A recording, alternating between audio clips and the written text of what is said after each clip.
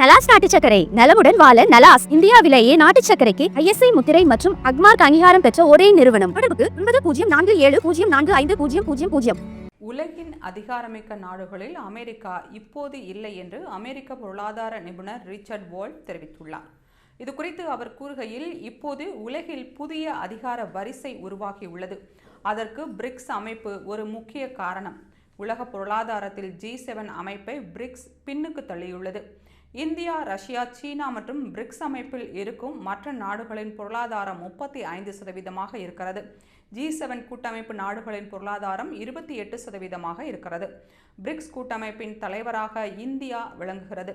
அமெரிக்காவின் அழுத்தத்தையும் மீறி ரஷ்யாவிடமிருந்து கச்சா எண்ணெயை இந்தியா கொள்முதல் செய்வது உலக அதிகார வரிசை மாறிக்கொண்டிருப்பதற்கு ஒரு அறிகுறியாகும். ஐக்கிய நாடுகள் சபையை பொறுத்தவரை இப்போது உலகின் பெரிய நாடு என்றால் அது இந்தியாதான்.